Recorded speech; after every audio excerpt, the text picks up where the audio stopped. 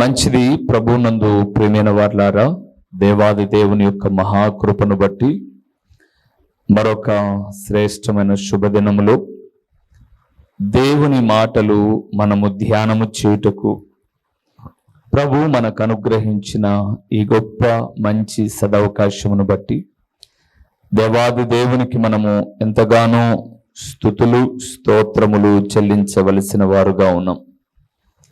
అదే సమయంలో దేవుడు మనకిచ్చిన ఆరోగ్యాన్ని బట్టి, ఆయుష్ను బట్టి దేవునికి కృతజ్ఞతాస్తుతులు చెల్లించుచు దేవుని సన్నిధానములో సజీవుల లెక్కలో కూర్చొని దేవుని మాటలు వినుటకు దేవుడిచ్చిన ఈ సదవకాశమును బట్టి దేవునికి స్తుతులు చెల్లించడమే కాకుండా దేవుని సన్నిధానంలో కూడి ఉన్న దేవుని ప్రియబిడ్డలైన మీ అందరికీ కూడా ప్రభు పక్షముగా శుభవందనములు తెలియచేయచ్చు ఉన్నాను.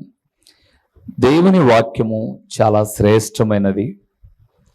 ఆ వాక్యము దేవుడై ఉన్నాడు అని బైబిల్ గ్రంథం సెలవిస్తుంది. ఈ దినమున మనం ధ్యానం చేయబోతున్న అంశ భాగము ఏమిటి అనగా, దేవుని నమ్మిన వారు దేనిని ప్రేమించాలి. దేవుని నమ్మిన వారు దేనిని ప్రేమించాలి. ప్రేమించుట, ప్రేమించాలి అనే మాట మీద కొన్ని విషయాలు మనం ధ్యానం చేయబోతున్నాం. ఈ లోకములో దేవుని ప్రియబిడలముగా మనం జీవిస్తూ ఉన్నప్పుడు దేవుని వాక్యమును బట్టి ప్రేమించేవి ఉన్నాయి, దేవుని వాక్యమును బట్టి ద్వేషించేవి ఉన్నాయి.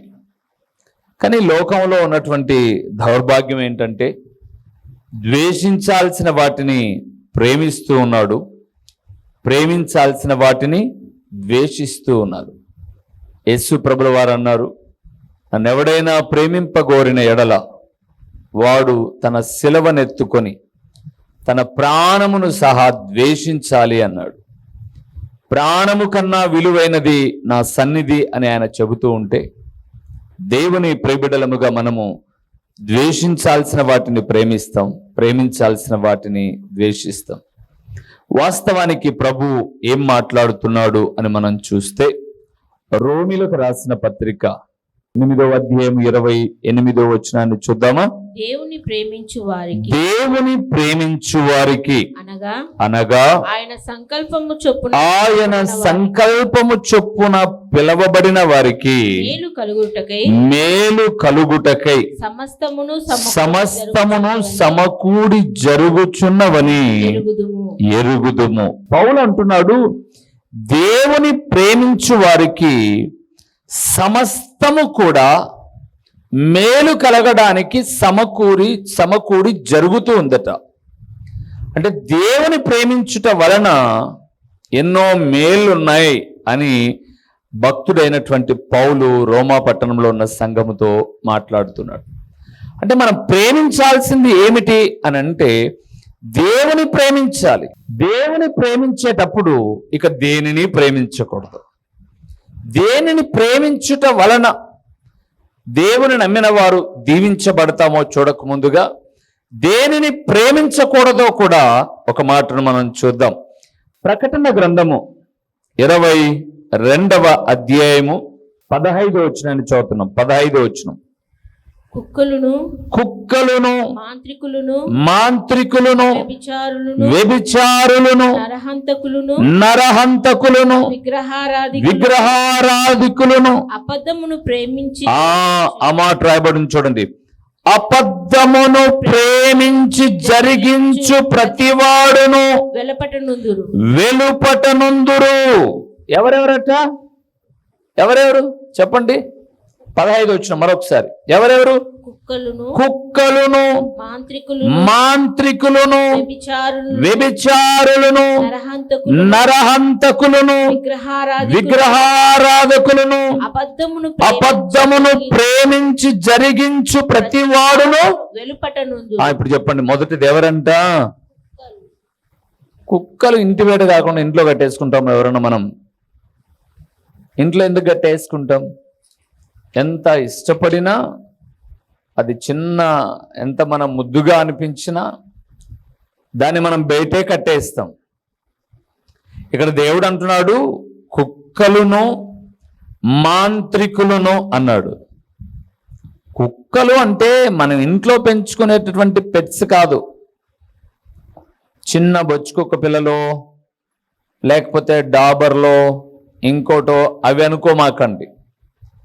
ఎన్నో పర్యాయాలు మనం వాక్యాన్ని చూసాం. ఏ తప్పు అయితే చేయకూడదని దేవుని మందిరంలో నిర్ణయించుకొని అదే తప్పిదాన్ని చేస్తారో వారిని ఒక పోలిక పోల్చాడు. ఏమని? కుక్క తన వాంతికి తిరిగి తిన్నట్లు, కడుగబడిన పంది బురదలోనికి పోయినట్లు అన్నాడు.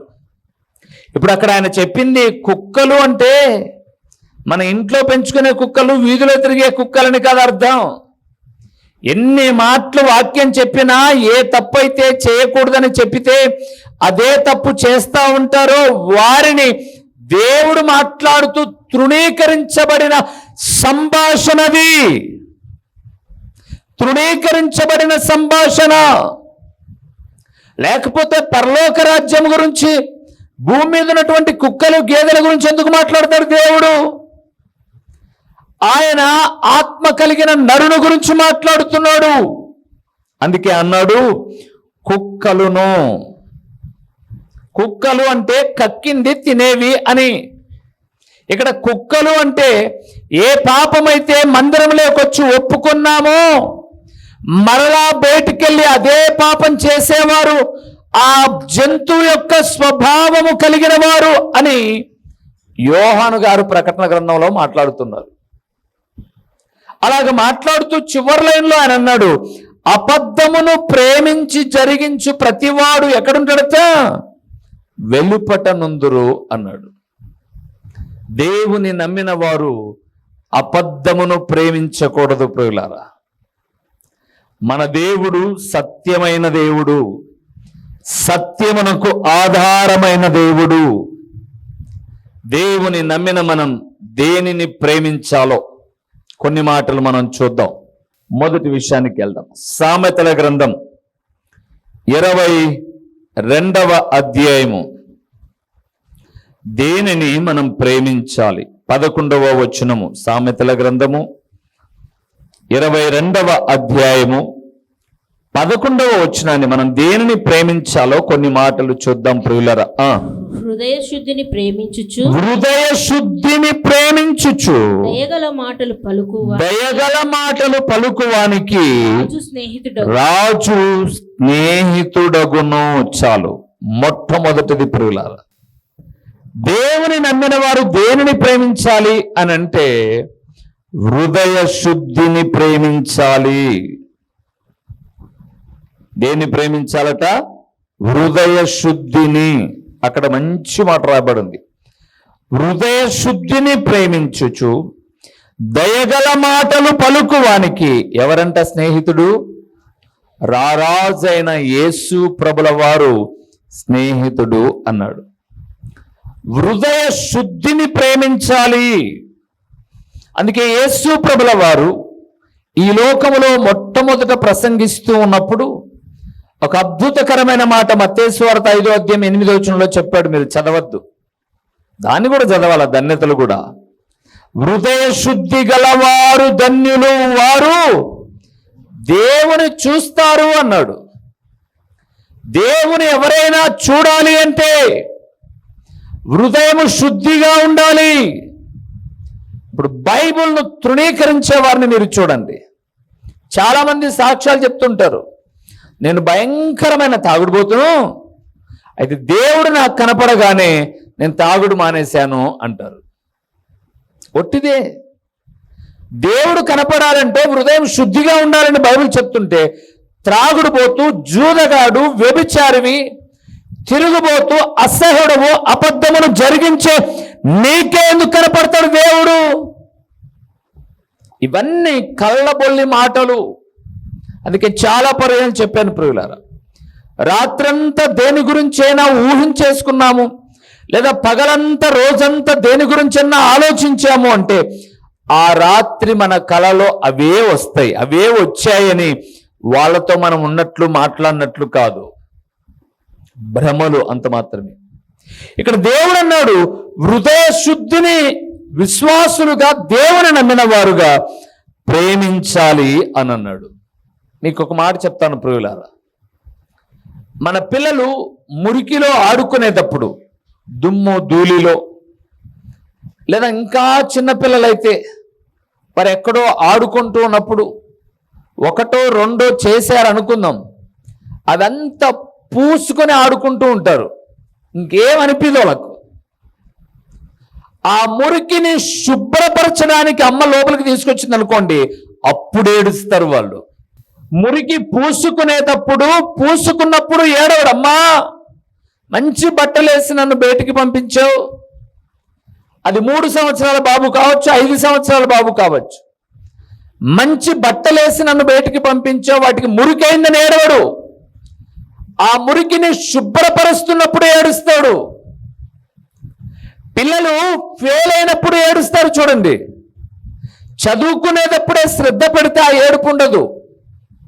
నేను ఇక్కడ ఏం మాట జ్ఞాపకం చేస్తున్నానంటే, ప్రభునందు ప్రియులారా, దేవుని నమ్మిన ప్రియబిడ్డలు కూడా పాపం చేసేటప్పుడు బాధపడరు చూడండి. అరే, ఒక దేవుడు అనబడేటటువంటి సృష్టికర్త అయిన దేవుడు మేము నివసిస్తున్న ఈ ప్రాంతంలో, ఈ పట్టణంలో ఎందరో రక్షణ లేక, దేవుని వాక్యము లేక నశించిపోతూ ఉంటే, దేవుడు మమ్మల్ని వెదకి రక్షించాడు, ఎంత గొప్ప త్యాగమయ్యా అని ఏడవరు. దేవుని సేవకుడికి తప్పు అని చెబుతుంటే మాత్రం ఏడుస్తారు సేవకుని మీద. ఇప్పుడు ఆ మురికిలో ఆడుకునే వాడికి, ఈ ఏడ్చేవానికి ఏ విధమైనటువంటి తేడా లేదు. కానీ మీకు బైబిల్ గ్రంథంలో కొంతమంది వ్యక్తిని చూపిస్తాను ప్రియులారా, వారి జీవితంలో హృదయ శుద్ధిని ప్రేమించినందుకు ఏం చేశారో, హృదయాన్ని ప్రేమించుకున్నందుకు, అది పరిశుద్ధంగా ఉంచాలి అనుకున్నందుకు ఏమేం ప్రయత్నాలు చేశారు అని మనం చూస్తే, మొదటి విషయానికి వద్దాం. అందులో ఆదికాండము 39వ అధ్యాయము 11, 12 వచనాల్లో ఉన్నటువంటి 13 వరకు ఉన్న దేవుని వాక్యాన్ని ఒకసారి మనం చూద్దాం. ఆదికాండము 39వ అధ్యాయము, హృదయ శుద్ధిని దేవుని నమ్మిన వారు ప్రేమించడం అంటే ఏంటో చూస్తున్నాం ప్రియులారా. 11వ వచనం నుంచి 13 వరకు చూద్దాం. అట్లుండగా ఒకనాడు అతడు తన పని మీద ఇంటిలోనికి వెళ్ళినప్పుడు ఇంటి మనుషులలో ఎవరునో అక్కడ లేరు. అప్పుడు ఆమె అతని వస్త్రమును పట్టుకొని పైన శయనింపుమని చెప్పగా, అతడు తన వస్త్రమును ఆమె చేతిలో తప్పించుకొని బయటకి పారిపోయెను. అతడు తన వస్త్రమును ఆమె చేతిలో విడిచి తప్పించుకొని పోవుట ఆమె చూచినప్పుడు చాలు. దేవుని నమ్మిన వారు దేనిని ప్రేమించాలి అని అంటే, హృదయ శుద్ధిని ప్రేమించుట అనే మాట చెప్తున్నాను. హృదయానికి మురికి అంటించుకోకూడదనుకున్నటువంటి యోసేపు ఎక్కడున్నాడు అని అన్నప్పుడు, పోతీఫర్ ఇంట్లో పనిచేసే పనివాడుగా ఉన్నాడు. ఎన్నో దినాల నుంచి అతని యజమానురాలు ఇతనిని పాపము చేయడానికి ప్రేరేపిస్తూ ఉంటే ఒప్పుకున్నవాడు కాదు. కానీ మనం చూస్తూ 11, 12 వచనాలు చూస్తున్నప్పుడు, ఒక దినాన ఇంటిలో పని నిమిత్తమై వచ్చినప్పుడు ఆ ఇంటిలో ఆ స్త్రీ తప్ప ఎవరూ లేరు. పని నిమిత్తమై వచ్చిన యోసేపు ఒక్కడే ఉన్నాడు. అందుకే ఆమె ఎంతగా బరి తెగించింది అని మనం చూస్తున్నప్పుడు, అప్పుడు ఆమె అతని వస్త్రము పట్టుకొని రా పాపము చేద్దాం అని అన్నప్పుడు, ప్రభువునందు ప్రియమైన వారలారా, పాపము అనబడేది ఎప్పుడైనా మీరు గుర్తుపెట్టుకోండి, ఎవరు లేనప్పుడు చేయాలనుకునేదే. మీరు చేసే రహస్య పాపాలు ఏదైనా సరే ఎవరు చూడకూడదనే మీరు చేస్తారు. చూడండి, ఎవరు చూడకూడదనే. అందుకే మరలా జ్ఞాపకం చేస్తున్నాను, పాపం అనేది ఎవరు చూడకూడదని అనుకుంటారు. నేను అప్పుడప్పుడు ఇక్కడ కొంతమందిని గమనిస్తూ ఉంటాను. ఏదైనా దాచిపెట్టేటప్పుడు ఎవ్వరు చూడకోకుండా పోయి దాచిపెట్టడం, దాన్ని తీసుకెళ్లేటప్పుడు ఎవ్వరు చూడకోకుండా తీసుకెళ్ళడం. ఏంటి అర్థం? అది మంచిది అయితే ఎవరు చూడకూడదు అని అనుకోరు. అది పాపము కాబట్టి ఎవరు చూడకూడదు అని అనుకొని జాగ్రత్త వహించి కొంగులో దాచిపెట్టుకునేవారు, షర్టు కింద దాచిపెట్టుకునేవారు. అది మంచిదైతే దాచిపెట్టుకోరు. బాగా గమనించండి ప్రభునందు ప్రియులారా, దాచిపెట్టుకునేది ప్రతిదీ కూడా ఏమైంది? అది పాపమైంది. కానీ ఇక్కడ మీరు గమనిస్తే ప్రభునందు ప్రియులారా, హృదయ శుద్ధిని ప్రేమించేటటువంటి యోసేపు తన వస్త్రమునైనా విడిచిపెట్టాడు, కానీ తను పాపము చేయడానికి పూనుకున్నవాడు కాదు. కారణం ఏంటి? అక్కడ మీరు చూస్తే ప్రభునందు ప్రియులారా, అద్భుతకరమైనటువంటి మాట, ఒక మాట రాయబడి ఉంది. ఎంత చక్కటి మాట అనంటే చాలా చక్కటి మాట. ఆ మాట నేను మీకు 9వ వచనంలో చదివిస్తాను. చూడండి, 39వ అధ్యాయము 9వ వచనాన్ని ఆది కాండములో చూస్తే, నీవు అతని భార్యవైనందున నిన్ను తప్ప మరి దేనిని నాకు అప్పగింపకై ఉండలేదు. ఆ మాట చూడండి, ఎంత మంచి మాట అండి. కాబట్టి నేనెట్లు ఇంత ఘోరమైన దుష్కార్యము చేసి దేవునికి విరోధముగా పాపము అంటే దేవునికి విరోధమైన పాపమేంటి? వేరే స్త్రీతో లేకపోతే వేరే భర్త భార్యతో. ప్రభునందు ప్రియమైన వారలారా, అక్కడ అంటాడు, ఇంత ఘోరమైన దుష్కార్యము చేసి నేనెట్లు పాపాన్ని మూటగట్టుకొందును, నేను చేయనన్నాడు. ఈరోజు చాలా మంది పాపాన్ని మూటగట్టుకుంటున్నారు చూడండి. కానీ దేవుడు అంటున్నాడు, దేవుని నమ్మిన వారు హృదయ శుద్ధిని ప్రేమిస్తే వారు అపవిత్రంగా బ్రతకరు. అపవిత్రంగా బ్రతకం ప్రియులారా. పాపము చేయడానికి అవకాశం లేక చాలా మంది ఉన్నారేమో, కానీ చేసే అవకాశం వచ్చిందంటే అందరూ చేయడానికి ముందుకొచ్చేస్తారు. కానీ చేయడానికి అవకాశం వచ్చినా సరే పారిపోయినటువంటి వ్యక్తి యోసేపు. అందుకే పారిపోయి ప్రధాని అయ్యాడు. పారిపోక తొడ మీద పడుకొని లాయన మాటలకు విసిగిపోయిన సంసోను ఆత్మహత్య చేసుకొని చావవలసి వచ్చింది. ఈరోజు నీవు హృదయ శుద్ధిని ప్రేమిస్తూ ఉంటే, వద్దబ్బా నా హృదయం శుద్ధిగా ఉండాలి అని కోరుకుంటే, నీవు పాపము ఎడల నీ వైఖరి ఎలాగుంది? పాపాన్ని ప్రేమిస్తూ ఉన్నావా? పాపాన్ని విడిచి పారిపోతూ ఉన్నావా? ఒక్కసారి ఆలోచన చేయి. హృదయ శుద్ధిని ప్రేమించేవారు పాపమునకు దూరముగా పారిపోతారు. రెండో వ్యక్తిని మీకు చూపిస్తాను ప్రియులారా. దానియేలు గ్రంథము 731వ పేజీలో 1వ అధ్యాయము 8వ వచనాన్ని మనం చదువుతున్నాం. రాజు భుజించు భోజనమును పానము చేయు ద్రాక్షారసమును పుచ్చుకొని తన్ను అపవిత్రపరుచుకొనకూడదని దానియేలు ఉద్దేశించి తాను అపవిత్రుడు కాకుండానట్లు వాటిని పుచ్చుకొనకుండా సెలవిమ్మని నపుంసకుల అధిపతిని వేడుకొనగా చాలు. షడ్రకు, మెషకు, అబేద్నెగో అనబడేవారు, దానియేలు అనబడేవారు ప్రభునందు ప్రియమైన వారలారా ఒక దేశమునకు బానిసలుగా వెళ్ళిన వారు.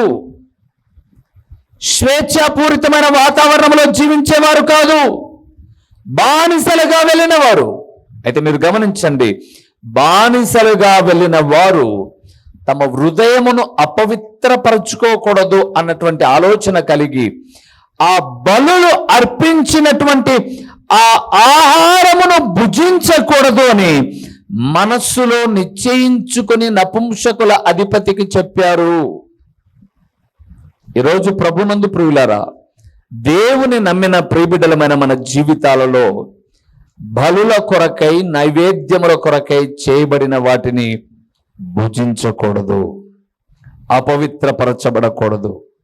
ఒక ఆయన నన్ను ఇలాగే అడిగాడు, అన్నా మేము అన్యులం, అంటే మేము క్రైస్తవులం కాదు, మేము అన్యులం, మీరు ఏదైనా క్రిస్మస్ ఫంక్షన్కి పిలిస్తే మేము మీ దగ్గరకు వస్తాం, మీరు కేకు పెట్టినా తింటాం, మీరు ఆ రోజు భోజనం పెట్టినా తింటాం, హ్యాపీగా మేము తింటాం, సంతోషంగా మేము వెళ్ళిపోతాం.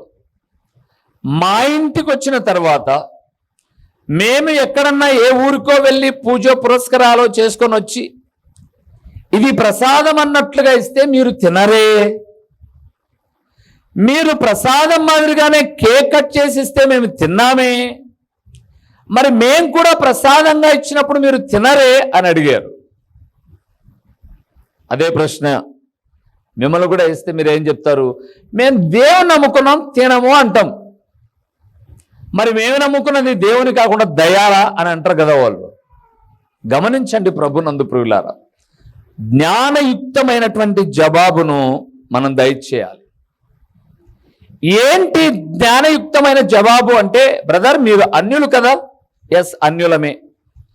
మీ అన్నో, మీ మామో, మీ భర్తో, మీ భార్య ఎవరో, ఈరోజు ఆడపిల్లలు కూడా వేసేస్తున్నారులేండి, ఏదో మాల వేశారు, 40 రోజులో 30 రోజులో దీక్ష అని, 40 రోజులో 50 రోజులో దీక్ష అని మాల వేశారు. మాల వేసినటువంటి వారికి, మీ ఇంట్లో వారికే, మా ఇంటికి వచ్చి మేం కేక్ ఇవ్వడం కాదు, మీ ఇంట్లోనే మాల వేసి మీ ఇంట్లోనే ఉన్నటువంటి మీ తమ్ముడికో, మీ అన్నకో, మీ భర్తకో మీరు చికెన్ బిర్యానీ తీసుకొచ్చి పెడతారా? పెట్టరు. ఎందుకని?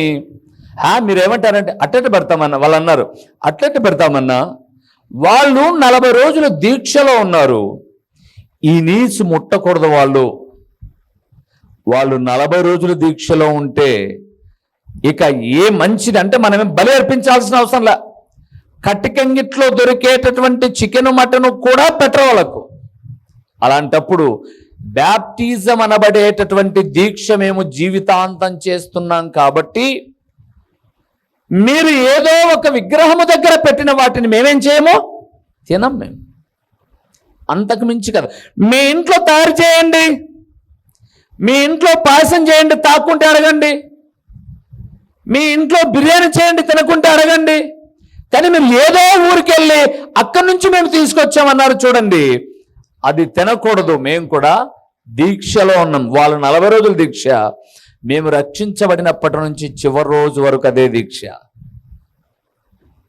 జ్ఞాపకం చేసుకోండి ప్రియులారా, దానియేలును మనం చూస్తున్నప్పుడు, షడ్రకు, మెషకు, అబేద్నెగోలను చూస్తున్నప్పుడు వాళ్ళు అన్నారు, అయ్యా మేము రాజు భుజించే ఆహారము ద్వారా అపవిత్రపరచబడకూడదు కాబట్టి మేము వీటిని ఏం చేయము, భుజించం. ఎందుకంటే మేము హృదయ శుద్ధిని ప్రేమిస్తూ ఉన్నాం. ఈరోజు ఈ మాట వింటున్న దేవుని కుమారుడా, హృదయ శుద్ధిని ప్రేమిస్తే పాపము చేయవు. నువ్వు పవిత్రంగా బ్రతుకుతావు, నీతిగా బ్రతుకుతావు, న్యాయంగా బ్రతుకుతావు, దేవునికి ఇష్టకరంగా బ్రతుకుతావు. హృదయ శుద్ధిని ప్రేమించలేదనుకోండి, ఒక విధంగా చెప్పాలంటే ఇలాగంటున్నాను, తప్పుగా అనుకోమండి, ఇడిసి బ్రతుకుతావు. అంటే సిగ్గు విడిచి బ్రతుకుతావు, నీతి విడిచి బ్రతుకుతావు, న్యాయం విడిచి బ్రతుకుతావు. నీకు ఏ మాత్రము కూడా భయం ఉండదు. నువ్వు అనుకుంటే దేవుని దగ్గరకు వచ్చి అడిగితే అన్నీ మాఫీ అయిపోతాయిలే అని అనుకుంటావు. తప్పు ప్రభునందు ప్రియులారా. అందుకే గడిచిన సందేశంలో ఒక మాట చెప్పాను, ఒక వ్యక్తికి జాండీస్ కామెర్లు అయ్యాయి అనంటే అతను వైద్యముతో పాటు మందులతో పాటు ఏం చేయాలి? ఇంకా పథ్యం కూడా ఉండాలి. బ్యాప్టిజం అనబడేటటువంటిది ప్రభు బలిలో పాలు పొందడమే కాదు, అపవిత్రమైన వాటికి దూరముగా పథ్యంగా కూడా ఉండాలి. పథ్యముతో ఉండకపోతే చచ్చి నరకానికి వెళ్తావు, బ్యాప్టిజం పొందిన నరకానికి వెళ్తావు. ఇక్కడే నరకపు ఛాయలు కొన్ని చూసి వెళ్తావు. అందుకే ఇక్కడే నరకపు ఛాయలు చూసి వెళ్ళకోకుండా ఉండాలి అని అంటే పత్యం చేయాలి. ఇదిగో పారిపోయిన యోసేపు వలె దూరంగా ఉన్నటువంటి దానియేలు, షడ్రకు, మెషకు, అబేద్నెగోల వలె హృదయ శుద్ధిని కాపాడుకోవాలి. హృదయ శుద్ధిని కాపాడుకుంటే ఎలాగుంటాం? అక్కడే దానియేలు గ్రంథం. కాపాడుకుంటే ఎలాగుంటాం? 12వ అధ్యాయము 10వ వచనాన్ని చూద్దాం ప్రియులారా. దానియేలు గ్రంథం 12వ అధ్యాయము 10వ వచనములో హృదయ శుద్ధిని ప్రేమించేవారు ఎలాగుంటారో ఒక మాట చూద్దాం. 10వ వచనం. అనేకులు తమ్మును శుద్ధిపరుచుకొని ప్రకాశమానులను నిర్మలులను అగుదురు. చాలు, ఇక చాలా ఉన్నాయి మనకొద్దు. ఒక వ్యక్తి ఎప్పుడైతే హృదయ శుద్ధిని ప్రేమిస్తారో వారు ఈ లోకములో ప్రకాశిస్తారట ప్రియులారా.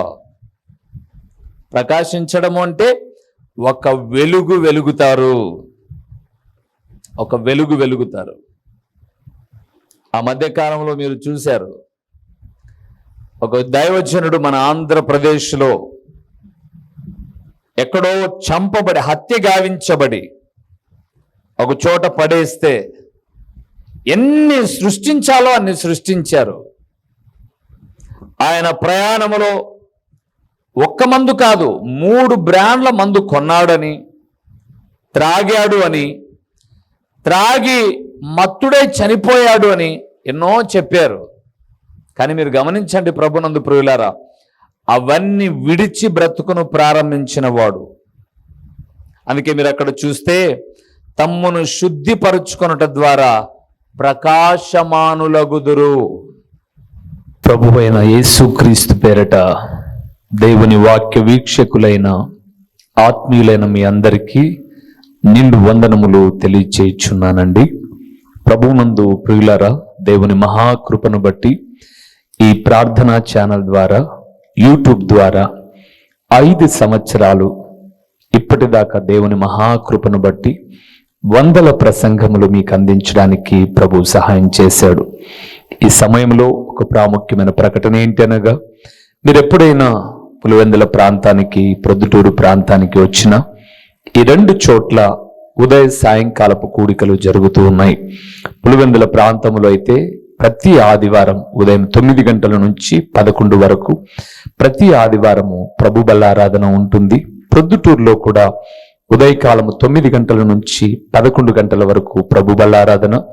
తిరిగి ప్రొద్దుటూరులో సాయంకాలం 6:30 గంటల నుంచి 8:30 వరకు సాయంకాలపు సువార్త కూడికలో దేవుని సేవకుడినైన నేను వచ్చి దేవుని వాక్యాన్ని ప్రకటిస్తాను. మీరు ఒకవేళ ఈ ప్రాంతానికి ఎప్పుడైనా వచ్చినా, లేదా మీరు ఈ ప్రొద్దుటూరు పులివెందుల ప్రాంత వాసులైతే దేవుని వాక్యము మాత్రమే ప్రకటిస్తున్న అమూల్యమైన సందేశాలను వినుట కొరకు మిమ్మల్ని ప్రేమతో ఆహ్వానిస్తున్నాను. ఎందుకు మీరు ప్రొద్దుటూరు పరిసర ప్రాంతాలలో ఉన్నవారైతే సాయంకాలపు సువార్త కూడికకు సూపర్ బజార్ రోడ్డులో ఉన్నటువంటి క్రీస్తు ప్రార్థనా గృహానికి మీరు రాకూడదు. మిమ్మల్ని ప్రేమతో ఆహ్వానిస్తూ ఉన్నాను. రండి ప్రియులారా, మీరు నేను కలిసి దేవుని నామాన్ని కనపరుద్దాం. ఒకవేళ పులివెందుల ప్రాంతంలో ఉన్నట్లయితే ఇక్కడికి రండి, ఆ ప్రొద్దుటూరు ప్రాంతంలో ఉన్నైతే అక్కడికి రండి. లేదా మీరు ఈ రెండిటికి మేము దూరంగా ఉన్నాము అనంటే ప్రతిరోజు యూట్యూబ్లో ఒక సందేశం ఉంటుంది, వీక్షించండి, ఆత్మీయమైన మేలులు పొందండి. ప్రభు పేరట మీ అందరికీ నిండు శుభాభివందనములు. మా చిరునామా దైవజనులు బ్రదర్ ఓ రూబేన్ గారు, క్రీస్తు ప్రార్థనా మందిరం, డోర్ నెంబర్ 1-10-386, నగరిగుట్ట, పులివెందుల, కడప జిల్లా. మీ ప్రార్థనా అవసరాల కొరకై సెల్ నంబర్ 9989067409.